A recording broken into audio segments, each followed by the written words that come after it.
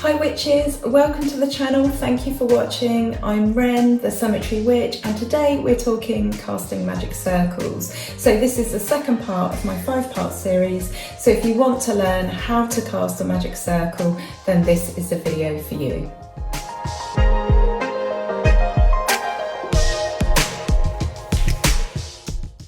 So welcome back everybody, we're talking about magic circles today, most specifically how to cast them.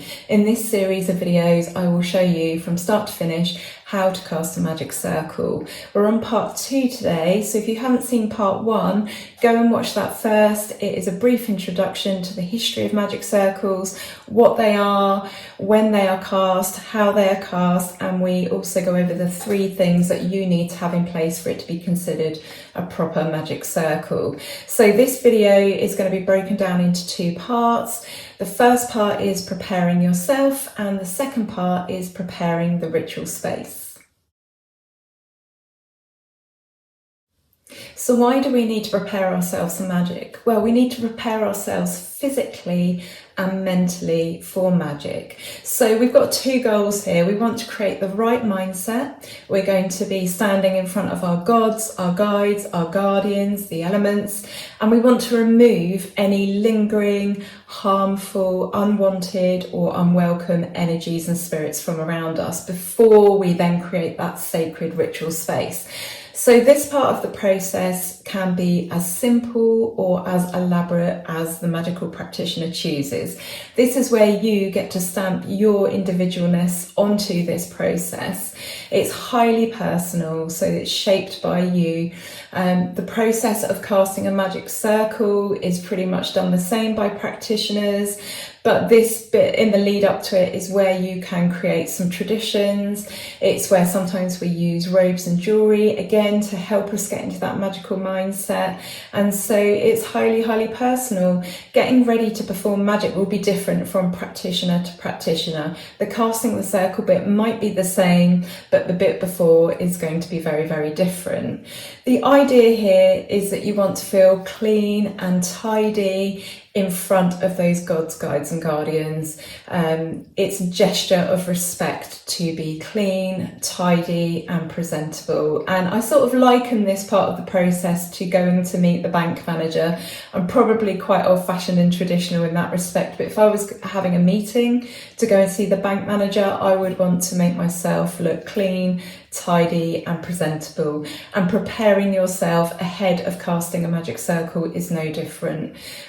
This is one of the highest acts of magic, so even just the casting the circle in itself, it's worth showing reverence and respect. And then if you consider that some magical practitioners might be communing with their gods, guides, guardians, goddesses, whatever, it makes sense to be the best version of yourself. So physical preparations for this include a ritual bath or shower mainly. Now you'll hear lots of people talking about taking a ritual bath.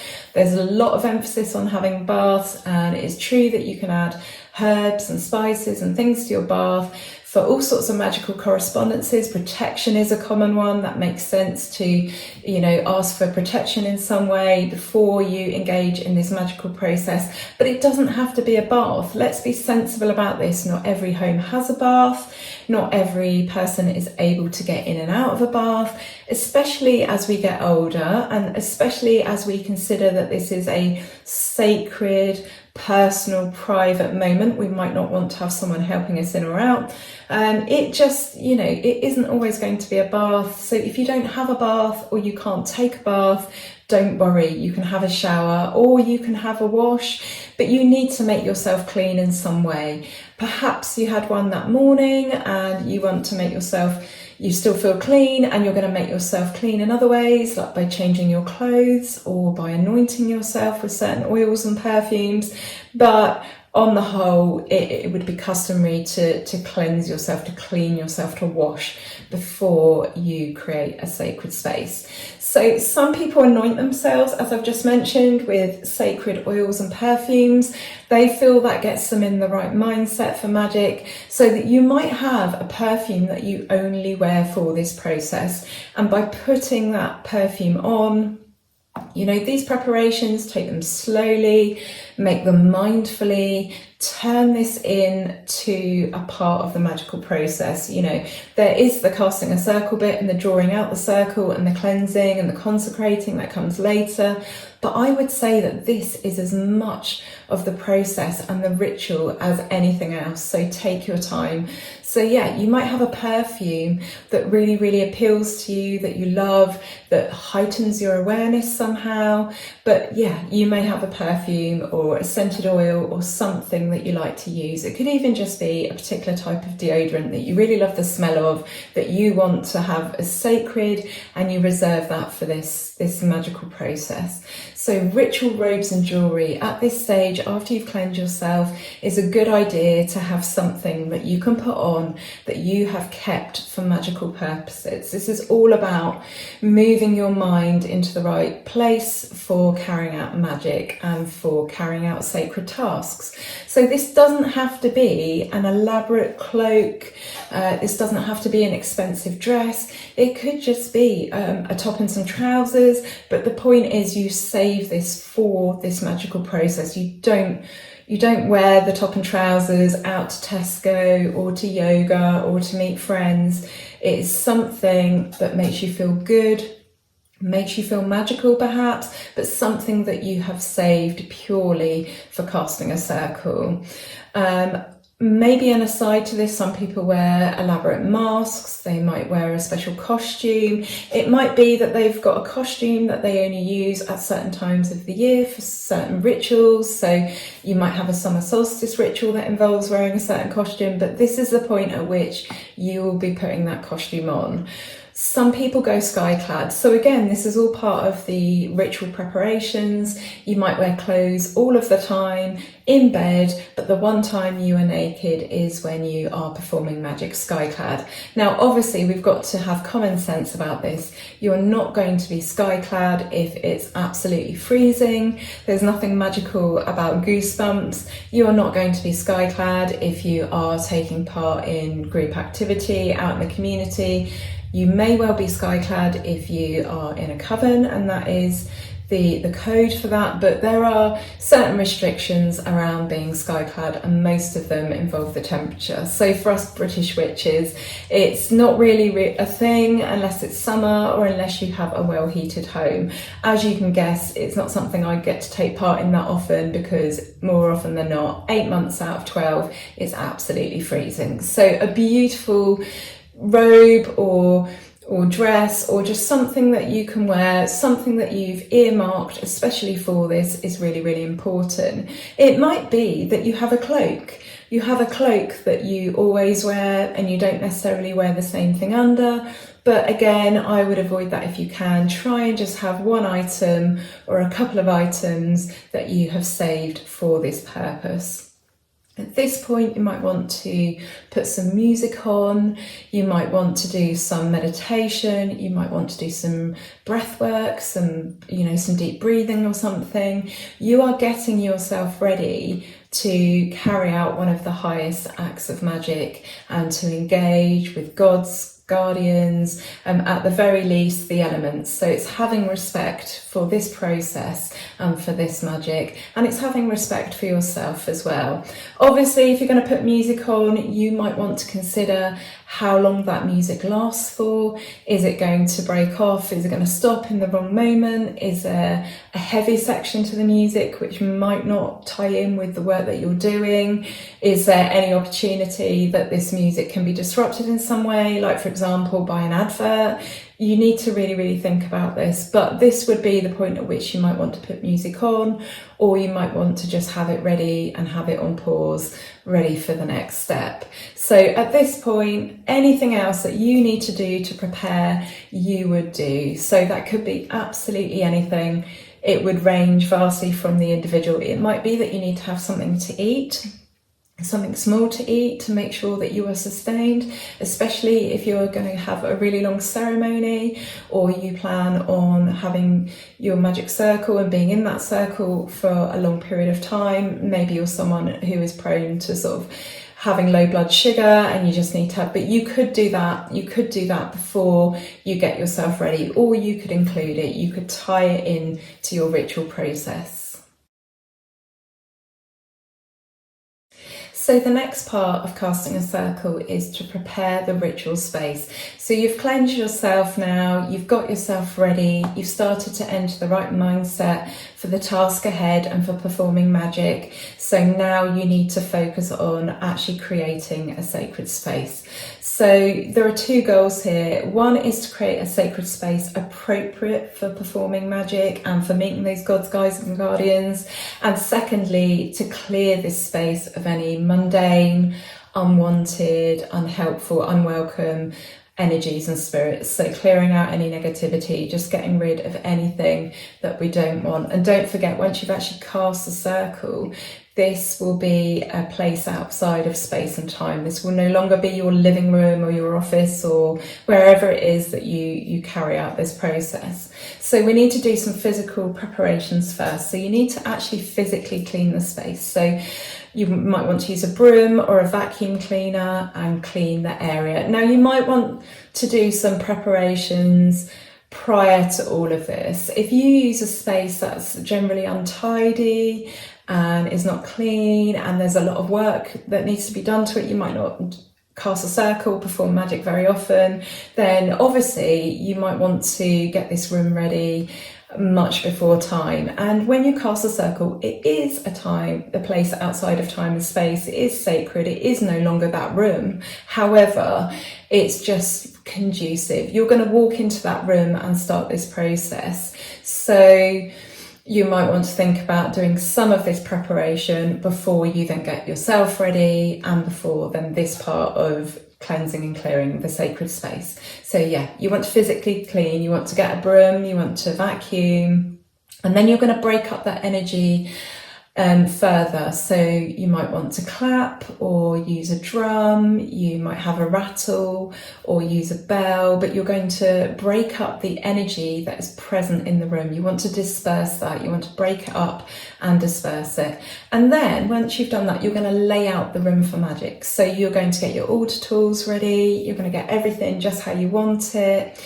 You will put out the items representing the elements, so your salt and your water and your incense. If you're going to be doing some tarot reading, have your tarot cards to hand, and if you're going to be doing any spell work, then you need to make sure you've got everything and that you've thought of everything. So again, you might want to do those preparations even before you start getting yourself ready. So make sure if you're doing a spell, you've got everything handy, and then when you come to this part of the process, you can then just grab those things and arrange them how you want, and there's no like, oh, I've forgotten this and I've forgotten that. This is all a sacred, mindful, considered process, and so to make it feel as magic as possible, you want it to run as smoothly as possible. Now that's not to say that, you know, things might not go wrong or you might forget something. If that happens, don't worry, it's not the end of the world.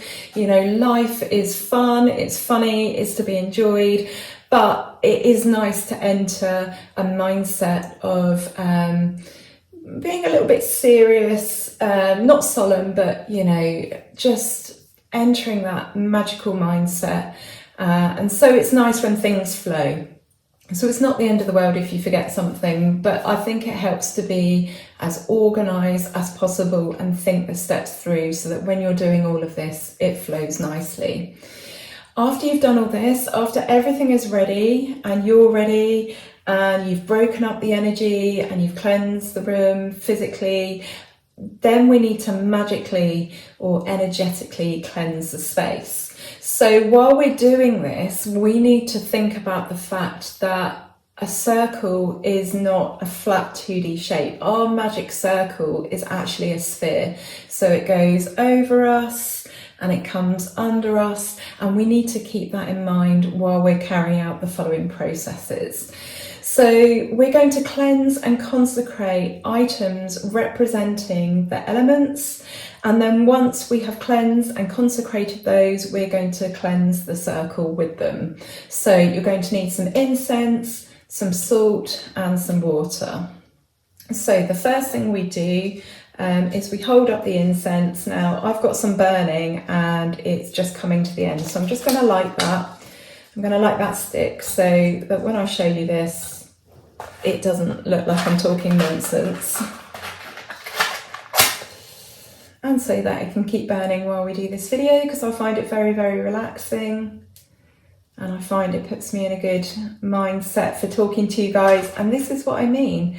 This is what I mean about creating those patterns and getting into a good mindset. So, okay, excuse the mess because I have been burning this for a while.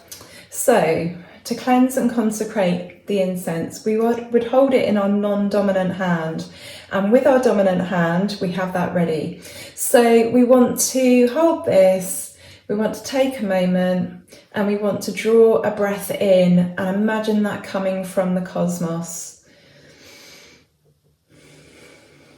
And then we want to take another breath in and imagine this as energy coming up from the earth. And then we want to feel those energies mix inside us. And then we want to point to the incense with our dominant hand, and we want to see electric blue light energy coming from our finger and going into the incense, and we say, I consecrate and cleanse you, symbol of fire and air, so that you may clear this space of any negative or unwanted energy while I create my circle of power. So you feel the energy flowing from you, from your finger, into the incense and cleansing that incense. Then you walk around the circle, starting in the north, with the consecrated incense, and say, I cast this circle with fire and air, that it shall be cleansed and purified. So you would now walk around the circle. So obviously as part of your preparations, you know / you've learned if you're doing this for the first time, or if you're like me and you do it lots of times and you still forget where the elements are because the 4 directions are because you've got a terrible memory and it's been a while since you've done it. But you would have that prepared. You would know where north is, you know where south is, vice versa.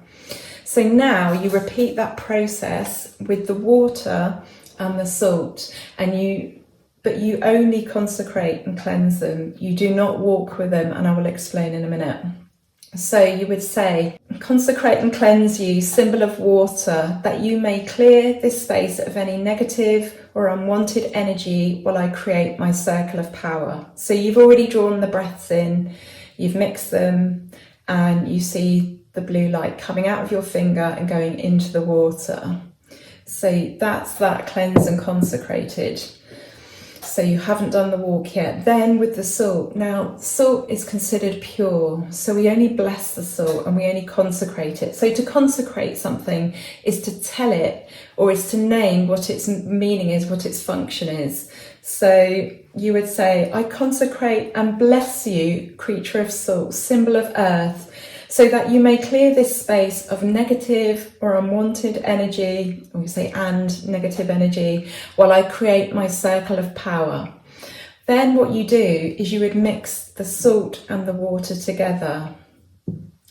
And then you would go around the circle, and I like to actually flick some of the water out, and you say, I cast this circle with salt and water, that it shall be cleansed and purified.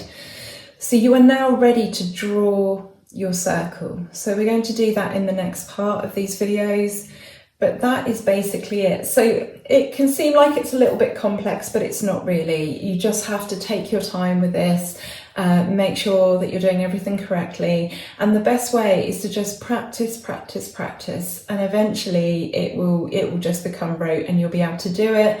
And that's when you really things really start to feel magical, because they're just flowing, and that's what you want it to do. You want it to just flow. So you've prepared yourself, you've prepared the ritual space, you are now fully into the process of casting a magic circle. So like I've just said, the next step is going to be drawing the magic circle, and then you're going to invoke the elements, invoke any gods, guardians and guides. Then you've got the main body of your ritual, so any spell work. perhaps you're having a celebration for the nearest Sabbath or one that's upcoming. You know, the main body of your magical activity then happens once you have cast the magic circle. And then I will show you how to go through the cake snail process and also open the circle. So close the circle, but we say open because we open it up, we dissipate it. So if you've enjoyed this video, please hit subscribe. Hit the bell notification icon. That means you won't miss parts 3, 4 and 5. I'll be back on Friday with an episode of the Witching Week. We do that every single week. That is just a laid back cup of tea and a chat. And there'll be more educational witchcraft videos to come, and also my witch vlog series, which is much more relaxed. So if you've got any questions about this process, please feel free to ask me below or get in touch with me via Instagram or my Facebook page or anything like that. All right, take care for now. Love and blessings.